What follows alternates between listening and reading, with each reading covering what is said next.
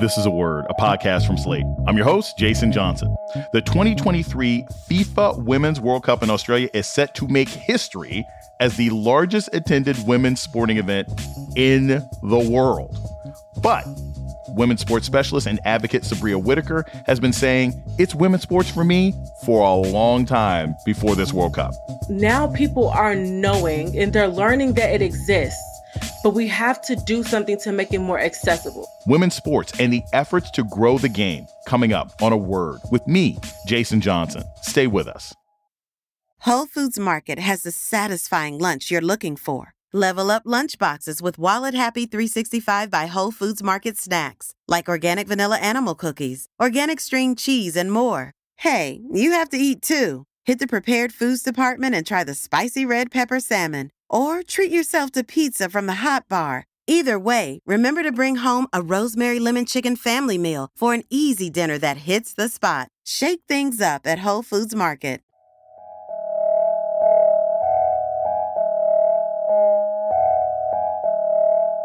Welcome to A Word, a podcast about race and politics and everything else. I'm your host, Jason Johnson.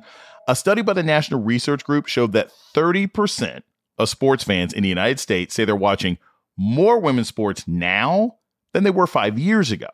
However, longtime women's sports fans know that women's sports historically receive significantly less coverage on average than men's. But fans say the reason they're watching more women's sports now is simple, because it's being broadcast more. If top-tier female athletes are given the visibility they deserve, will that contribute to increasing overall consumption and fandom of women's sports? Sabria Whitaker has been a vocal advocate for the expansion of women's sports. Sabria has a master's degree in sports administration from Northwestern University. She's the founder and executive director of the nonprofit Grow the Game, where her organization works to increase awareness, fan attendance, and engagement for women's sports. Sabria is also a frequent contributor to sports commentary and conversations across the web and in person, and she hails from the Chicagoland area. Sabria Whitaker, welcome to A Word. Thank you so much for having me. I love that intro. So let's get right to it. The Women's World Cup is happening right now in Australia and New Zealand. The WNBA All-Star Game just happened a few weeks ago and was, for the first time ever, broadcast on ABC during prime time. And the American women under 19 also just won the FIBA U19 World Cup. What do all of these things mean for the state of women's sports in America? They mean that you can finally share and prove that you know what we've known for a long time, which is we are good. Women's sports are not just getting good. We've been good. We've been the standard in a lot of these areas. And I'm just happy that people are finally starting to notice. So it says, if you don't know, now you know. So I want to take a bit of a step back. You run an organization called Grow the Game that promotes women's sports in general across the United States and tries to open up doors for more media discussion and coverage of women's sports. How'd you start this organization and why?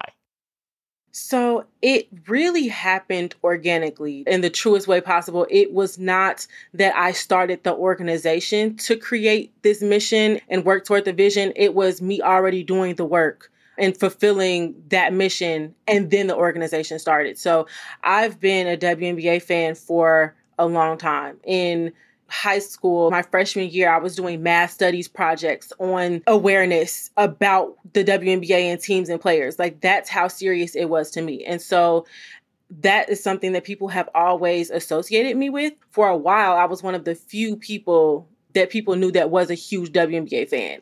And so the more I started talking about it on social media, the more people were saying, you look like you have such a great time. I always see you at Sky Games and, across the country with WNBA games. I want to go to one. And I'm like, why aren't you going? And so it was like a click. And I was like, okay, so now people are knowing and they're learning that it exists.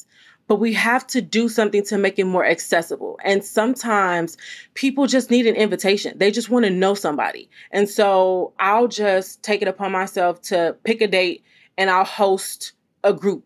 And I ended up having 52 people sign up. So I said, okay, if people are willing to just see a random person that they may or may not know on Twitter, on Instagram, saying, come to this WNBA game with me. And a lot of them were going for the very first time. I thought, okay, there's something way bigger to this. Like, I'm on to something. I just need to make it more official. And so that's exactly what I did. And I organized, working with the Chicago Sky, we organized a community service project. Wilson sent in some basketballs for giveaways. Dick's Sporting Goods gave some certificates. And this is before it was an actual registered organization. So at that time, it was just an initiative. And so to have the buy-in from over 100 people, to have people coming out, taking notice, big name brands like Dick's Sporting Goods and Wilson are buying into it, I know that they're serious and that more people are starting to realize that they should be investing in women's sports. So that's how Grow the Game started. I was in the Philippines recently, and I was shocked at how much attention was given to women's basketball there compared to the United States. But when I think about women's basketball domestically, right, the WNBA has outlasted 2 pro football leagues, a soccer league, and it's lasted longer than the ABA and several other leagues at this point. But it still doesn't drive sports conversation like the NFL, the NBA, or even Live Golf. Why do you think that is? Why do you think it's not driving conversation when it's been around for, over 25 years now? I think it is not driving mainstream conversation because the gatekeepers and those in power simply refuse to acknowledge it and don't want it to. WNBA Twitter is just one example of the fact that there are conversations happening. With Spaces, when I say that someone in the WNBA Twitter community, and it doesn't even have to be a player on the stage, but it could just be the fans, and it could be at 11 a.m. anyone's time. And you could get 400 plus people in an impromptu space just to discuss nothing. And so it's even bigger than that, obviously, when you're using like the WNBA account or a player and it's scheduled and, people have set the reminder, but the conversations almost about any and everything are happening. I think that the media companies or those in power have just been, well, we've done it this way for so long, this way being not prioritizing WNBA coverage. And they just are not giving us the space. If you put it in front of us, people will watch.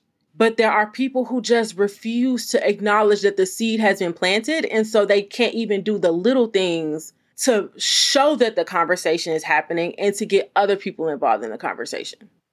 We're going to take a short break. When we come back, more with Sabria Whitaker, founder and executive director of Grow the Game. This is A Word with Jason Johnson. Stay tuned.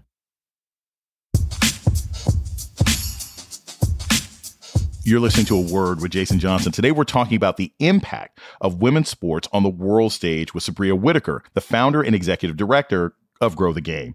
One of the sort of unspoken things about women's basketball is the sort of homophobic stereotype. For years, it was advertisers didn't want to touch the sport because they're like, oh, well, it's too queer for us. And then now you've got, since Black Lives Matter, and now you've got advertisers saying, oh, they're too political, they're too queer, they're too this, they're too this.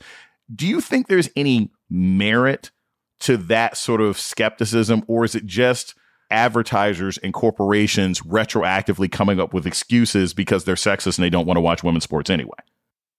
I think that it's an excuse, but I also think that they are taking note maybe of the attitude of the leagues. And I say that because there are some teams that simply refuse to acknowledge the fan bases that they actually have. And I think the league itself promotes a certain kind of queer player. And I think some brands are guilty of this as well.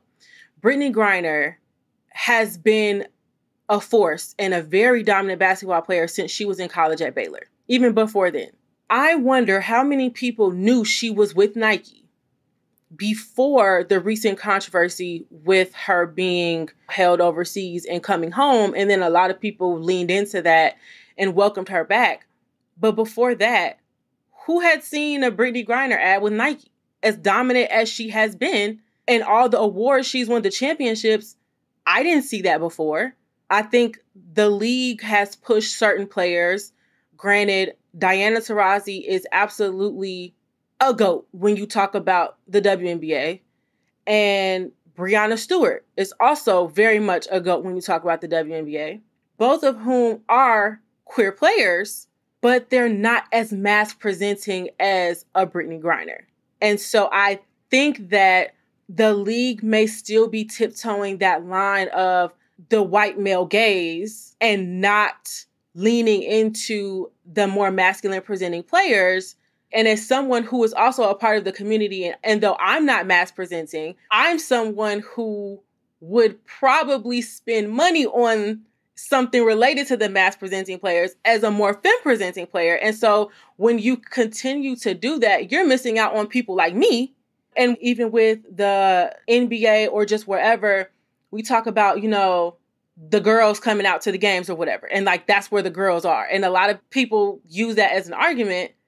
Again, the mass presenting players will have girls coming out if you marketed them, if you did more with them. And the same with the advertisers. There's no reason why ColourPop did a makeup collaboration with NBA teams. Do we think that the NBA fans are like, oh, I love the Bulls, and so I'm going to get my girlfriend this Bulls color palette, whether or not she likes the Bulls? The WNBA was right there. A lot of them have the same colors. And so I think there's different ways to segment our audience with the WNBA. It's so diverse, and you don't have to ignore your mass presenting players or the appeal that they could give to mass presenting and femme presenting fans. There's no debate. By ratings, media attention, and it was all over social media, one of the biggest sporting events of the year in America was the women's college basketball final between Iowa and LSU. Like, folks were getting in fights about that final. There were memes, there were t-shirts. That three rims out. LSU has it. Kim Mulkey in year 2 has orchestrated a turnaround for the ages. LSU has captured its very first national championship. Why do you think that broke through this year? And do you think that momentum will continue into the fall season of women's college basketball? I think it was the storytelling. Like, what we've essentially been talking about this entire time of the media coverage that isn't happening because they were getting coverage and people weren't waiting until the finals, right? You saw the storylines building. As someone who consults with players, used to manage players, I'm not someone that believes all press is good press, but I believe that LSU did an amazing job with everything and taking all of the press that they were getting, whether it was from Kim Mulkey not speaking on Brittney Griner, whether it was Angel Reese, who has now won several awards as a breakout athlete of the year, because we knew the stories. We knew that people were saying LSU has a cupcake schedule. I think most people were watching LSU and rooting for them to fail, honestly, for a long part of the season. And then you get Caitlin Clark, who is Steph Curry stamped, who gets a lot of comparisons to NBA players for her range from 3. And there started to become a racial element from the South Carolina and Iowa matchup.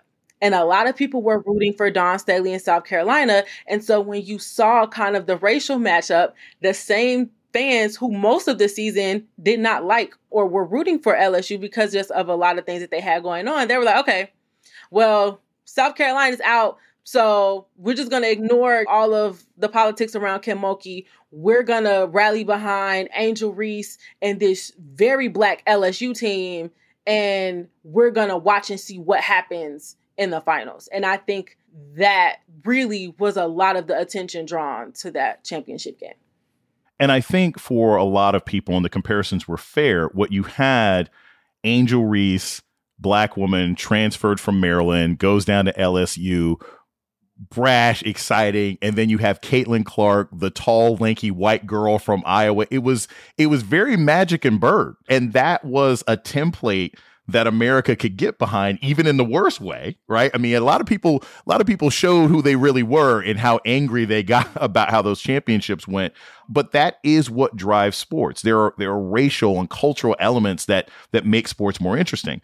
With that being said, the dominance of white women and the marketing of professional sports has always been a really interesting issue, Because the faces that we tend to see from the WNBA and from soccer are mostly white, regardless of how good these players may happen to be at this point in their careers. What do you see changing or not changing about that? And what do you think the focus on white women athletes in women's sports has done to the fan base? I think that it will change, and it's going to start to change once we get to a point where they can no longer deny it, especially with the mass presenting players or the less, I guess, conventionally attractive by European beauty standards. I think as more people become vocal and comfortable and safe in the community and they start calling it out, I think in conversations like these, as long as they keep happening because they are so important, I think we will start to see a shift, hopefully. But I think right now we're kind of, unfortunately, deep in the middle of it. Just to talk about soccer with Megan Rapinoe. I just saw probably one of the coolest commercials from her. And it's not to take away anything from her talent, because her talent is absolutely there. But just speaking from, let's say, a WNBA fan side, because of her relationship with Sue Bird, I remember Nneka Ogwumike made the documentary, I think it's 144, about the players and looking at it during their season in the bubble, aka the Wubble. We saw Megan Rapinoe on there. She was talking. Like, Megan Rapinoe was talking. She had the little thing at the bottom that said who she was. And it's like, do you know how many Black WNBA players that people have been talking about getting a spotlight and seeing more of? And you really sat here and centered Megan Rapinoe, a soccer legend, in a documentary about women's basketball players because of who she is and her affiliation with Sue Bird. Unfortunately, that is where we are. And so I am hoping that people, again, start to talk about it, see what it's doing, because it's giving people, honestly, the wrong impressions about who our GOATs are in these leagues.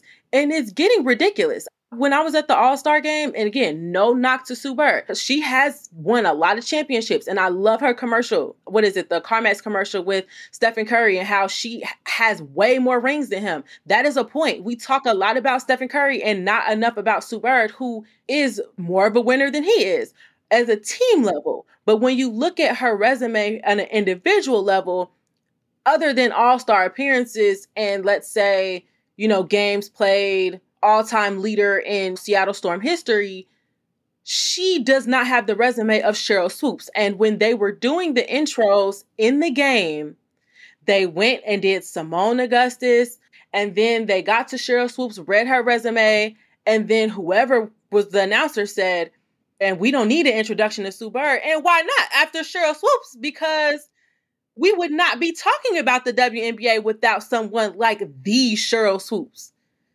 And so when you do that and those little things like that you think people may not notice, if I'm a newer fan, I'm thinking, oh, well, to say that for Sue Bird after, a Sheryl Swoopes, she must be amazing. To see a Rebecca Lobo be in a Barbie commercial and all these other places she's been, she must be one of the greatest of all time. And then you look and you compare her resume to again, Sheryl Swoopes, Candace Parker, Tina Thompson, Swin Cash.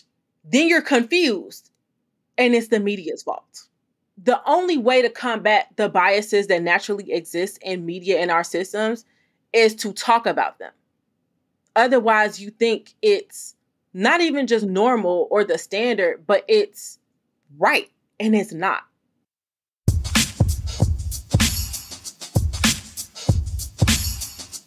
We're going to take a short break. When we come back, more about the state of women's professional sports with Sabria Whitaker. This is A Word with Jason Johnson. Stay tuned.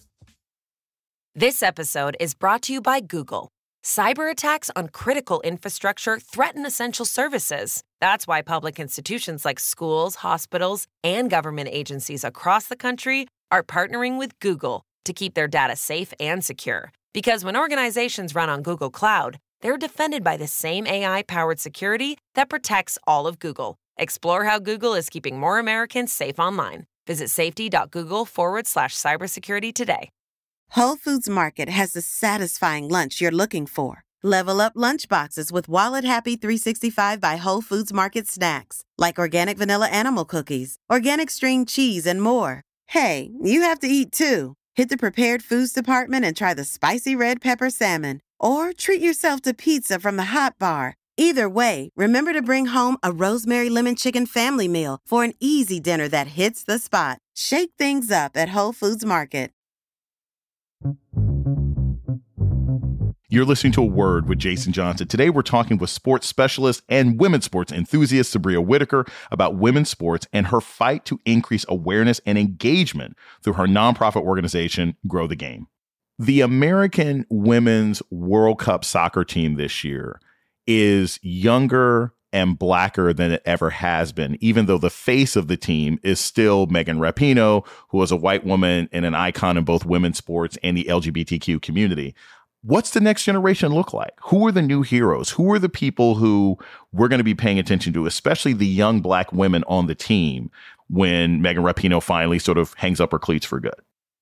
The new generation, we have already started to see it with Sophia Smith. It looks like Trinity Rodman, Alyssa Thompson. Like you said, younger players. It's definitely got a lot more color, a lot more social media. Like, they're on TikTok all the time. They make me feel old.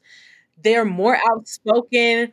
They're so just creative and full of life in a way that I don't think we've seen, because they're definitely willing to say more, to do more, to be more out there just with social media and just like the current landscape. And they're not holding back on social commentary.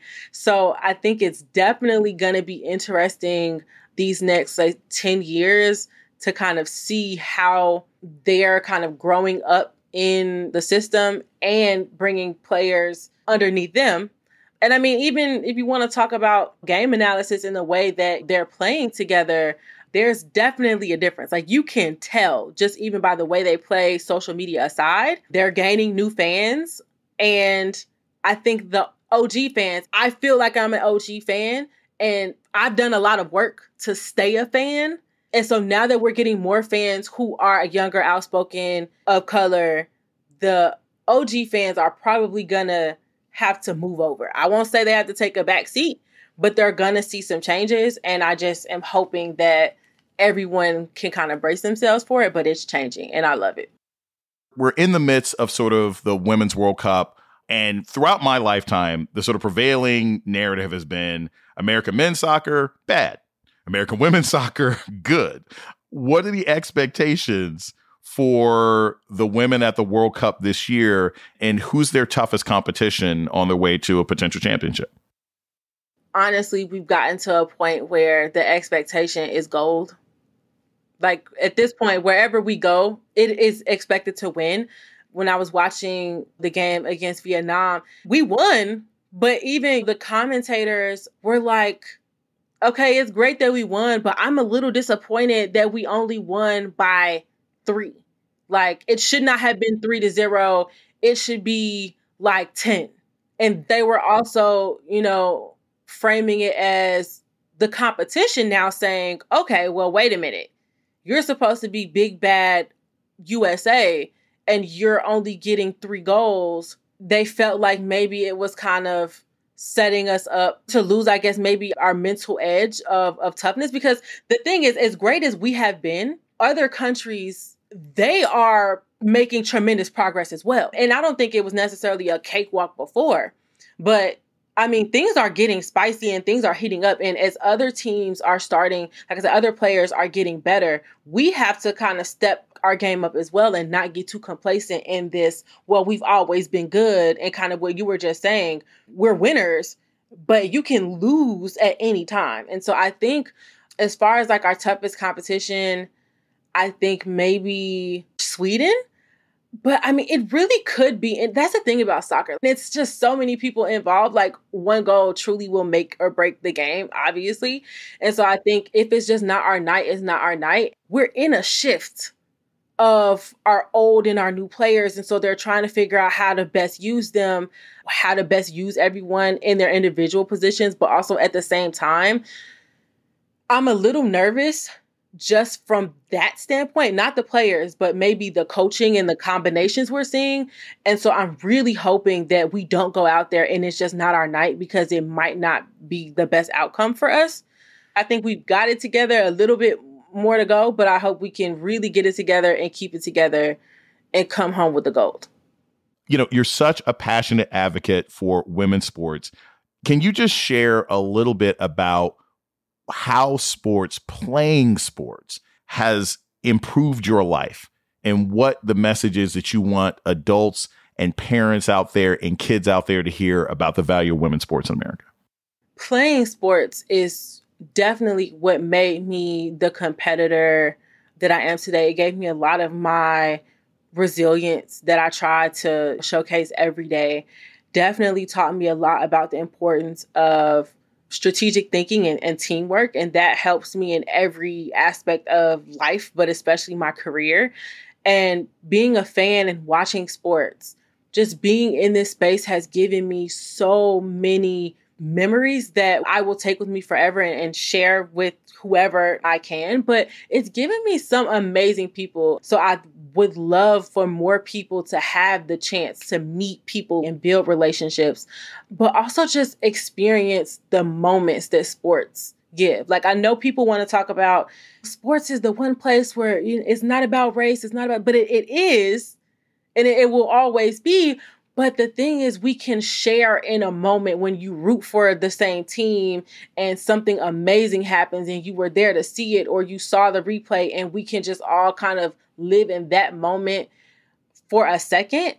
And so supporting women's sports and just really investing, whether it's your time, telling someone about a game, taking someone to a game, buying tickets to a game, watching, whatever it is, whatever you can contribute to grow the game, it's important, honestly, for humanity. I know that's probably dramatic, but in the women's sports world, you see a lot, and we didn't talk about it, but a lot of teams competing in the World Cup right now have not been there before, and it's their first time. And some of them had to crowdfund to get there. I saw the women's soccer community, honestly, in Twitter raise $15,000 in about 36 hours to send media members and teams to the World Cup. Okay, so yes, I am dramatic. Yes, my statement was dramatic, but it's a fact, and I mean that. So contribute, help support it, and then come be a part of it, and let's sustain it, and so we can have more of that in the world.